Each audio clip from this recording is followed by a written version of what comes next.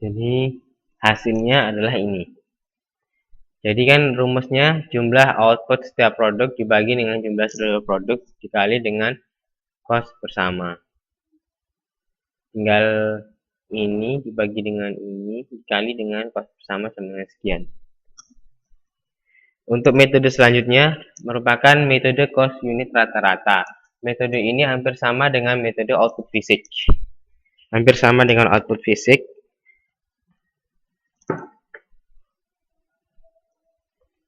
Perbedaannya hanya pada langkah untuk menghitung alokasi cost bersama. Terlebih dahulu menghitung cost bersama per unit rata-rata yang akan dialokasi untuk setiap unit produk yang dihasilkan.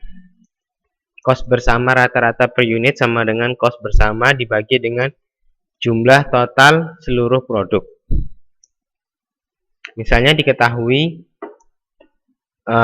PT Nabila cost bersama rata-rata per unit adalah 150 juta. Itu dibagi dengan 60 juta. Dibagi dengan 60.000. 60.000 unit sama dengan 2.500 per unit. Jadi diketahui cost bersama di sini 2.500. Tinggal dikalikan. Ini hasilnya sekian. Ini untuk biaya untuk A, ini B, C, dan D.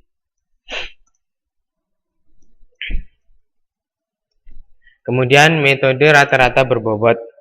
Metode rata-rata berbobot ini dalam beberapa kasus metode unit fisik tidak memberikan jawaban yang memuaskan atas masalah alokasi cost bersama karena setiap jenis produk bersama yang dihasilkan memiliki karakteristik dan nilai jual yang berbeda-beda.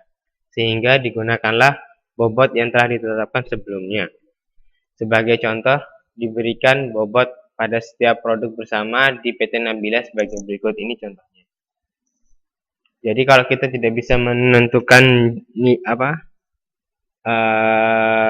biaya menggunakan metode fisik, kita menggunakan rata-rata berbobot. Untuk A kita beri poin 3, B 12, C 13,5, D 15. Ini biasanya yang ngasih bobot pihak manajemen produksi. Kalau memang di suatu perusahaan real atau asli. Jadi yang menentukan pihak manajemen produksi. Kalau di sini soalnya diketahui. Nah, yang pertama kita lakukan adalah dihitung terlebih dahulu unit bobotan untuk masing-masing produk.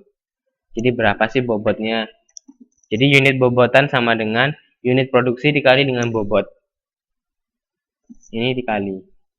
Jadinya 60.000, 180.000, untuk C 135.000, untuk D 225.000.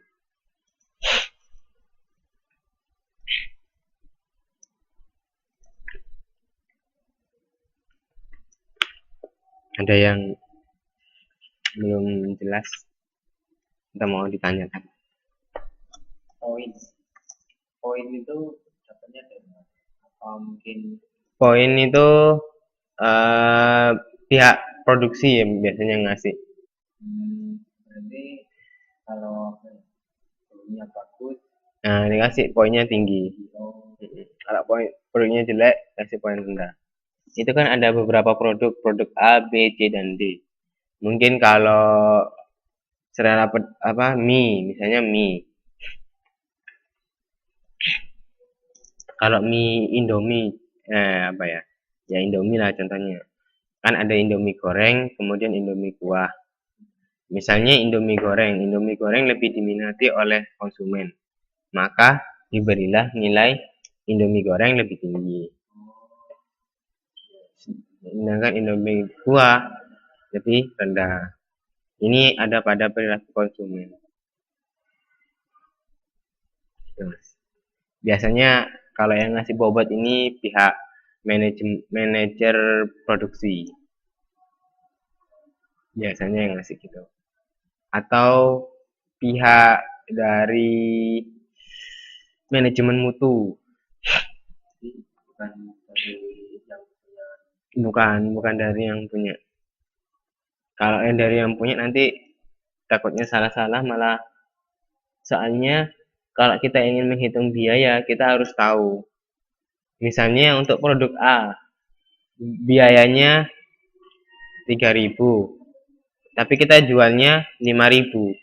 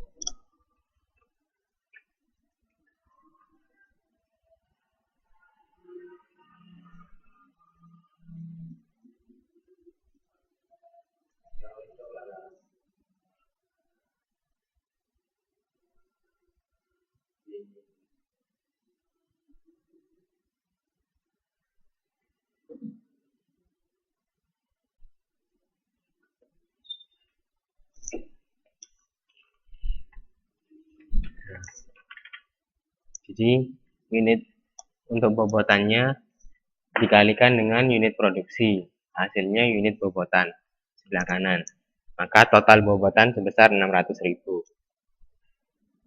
Nah, langkah kedua, menghitung alokasi kos bersama setiap produk besar. Produk berdasarkan unit bobot tersebut. Jadi dari unit bobotan tadi 60 dibagi 600 dikali dengan kos bersama hasilnya sekian. 180 dibagi 600 hasilnya sekian. Sekian. Dari bobotan tadi kita dapat tahu biaya dari A itu sekian, biaya dari produk B sekian, biaya dari produk C sekian, produk D sekian.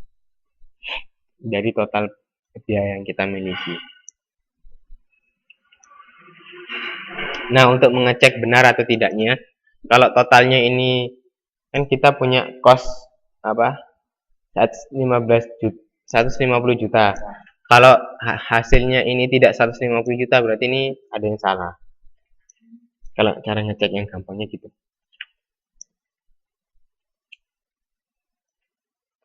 Next. Nah, ini metode kuantitatif. Metode kuantitatif itu metode mengalokasi kos bersama berbasis satu unit pengukuran umum.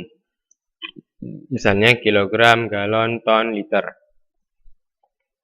Nah, contohnya seperti ini. Jadi, dia langsung misalnya diasumsikan kos per ton batu bara mentah sebesar 40.000. Jadi, hasil per tonnya batu bara ini misalnya. Batu bara, benzoil, sebagainya ini. Kemudian distribusinya sekian. Revisi bobotnya sekian, rasionya sekian, kos bersamanya sekian, kemudian alokasi kosnya akan diketahui sekian. Ini contoh dari penggunaan metode kuantitatif. Kalau metode kuantitatif biasanya ada namanya rasio. Jadi rasio ini kan diperoleh dari hasil per ton. Nanti biasanya jika diketahui hasil per ton dari per ton batu bara, misalnya batu bara 1,320, kemudian distribusi sisa sampahnya pada produk adalah 69,474. Ini dikalikan dengan ini, nanti hasilnya revisi bobot produk setelah didistribusi. Revisi bobot ini hasilnya 1389,47. Terus ini di total totalnya 2000. Rasionya sama seperti tadi, ini dibagi dengan ini dikali dengan kos bersama, ini alokasi kosnya sama dengan sekian. Jadi kita memperoleh alokasi kosnya sekian, 27. Jadi kalau ini di total hasilnya 40.000 maka benar. Kalau di total hasilnya bukan 40.000, ini ada yang salah. Berarti dari bobot produk itu semua di total dikalikan dengan rasio. Bukan. Jadi revisi bobot ini kan diperoleh dari ini dikali dengan ini. Terus di total hasilnya kan 2000. 2000 rasio ini diperoleh dari ini dibagi dengan ini. Ini dibagi dengan ini. Ini dibagi dengan ini. Ini dibagi dengan ini dibagi dengan ini. Berarti jumlah dari bobot itu membagi rasio.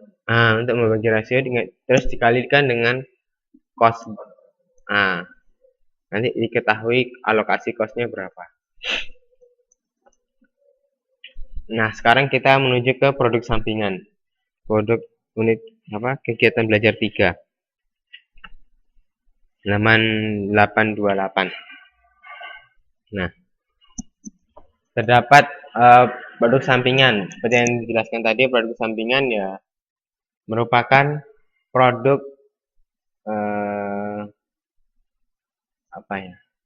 produk sampingan dari atau produk yang dihasilkan sisa dari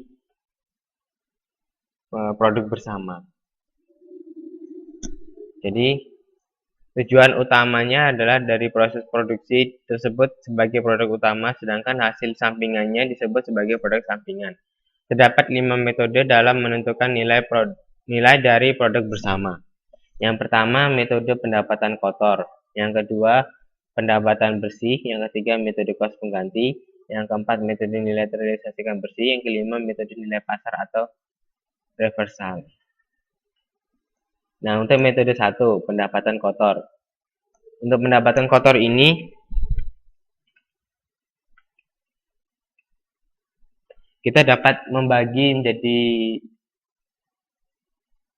4 macam atau sampai D.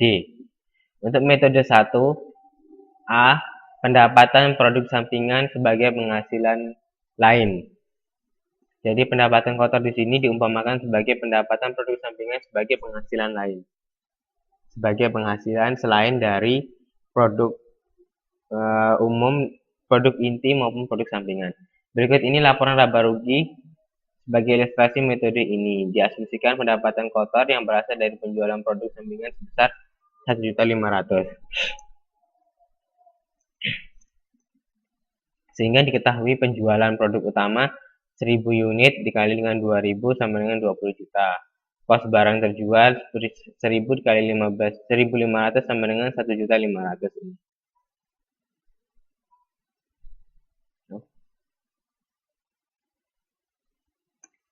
Bukan. Ya. Kemudian kos produksi total 11.000 unit dikali dengan 1.500 hasilnya 16.000 ditambahkan nanti hasilnya 15 juta. Laba kotor sekian, biaya pemasaran sekian, penghasilan operasional sekian, kemudian penghasilan lain sekian, laba sebelum pajak sekian. Jadi pendapatan kotor ini dimasukkan di sini. Pendapatan ditaruh di